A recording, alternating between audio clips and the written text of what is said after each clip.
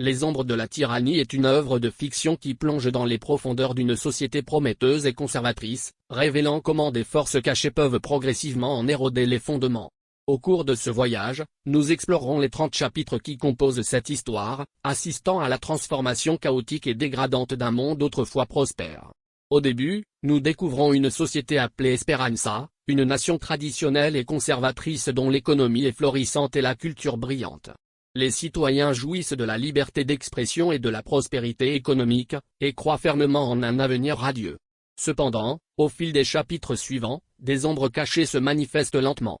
Des forces manipulatrices et rusées apparaissent, semant la division et promouvant des récits simplistes et polarisés. Peu à peu, la société se laisse séduire par ces influences néfastes et devient vulnérable à leurs manipulations insidieuses. L'idiotisation et l'endoctrinement sont utilisés comme des outils puissants pour affaiblir la capacité critique des citoyens.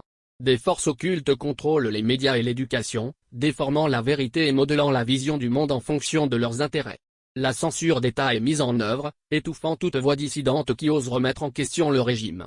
Avec la division en classes, la société est stratifiée, ce qui permet aux oppresseurs de contrôler plus facilement les opprimés. Les inégalités économiques sont accentuées, la classe ouvrière est exploitée et les possibilités de croissance sont limitées à quelques privilégiés.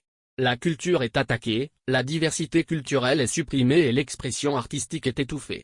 Au milieu de ce sombre tableau, la résistance émerge, avec des individus et des groupes de citoyens courageux qui refusent de s'incliner devant la tyrannie. Ils luttent pour la liberté, les droits de l'homme et la restauration de la société prometteuse qui a été érodée. Mais la réaction des oppresseurs est brutale, utilisant la violence et la répression pour faire taire toute forme d'opposition. Au fil des 30 chapitres de ce livre, nous suivons ce voyage mouvementé, en explorant les questions économiques, culturelles et sociales, ainsi que les avantages et les inconvénients d'une société soumise à des forces invisibles. À partir de ce récit fictif, nous réfléchirons au danger réel qu'une telle histoire devienne une réalité dans n'importe quel pays aujourd'hui. Nous avertissons que cette histoire a pour but d'alerter et de sensibiliser l'opinion publique.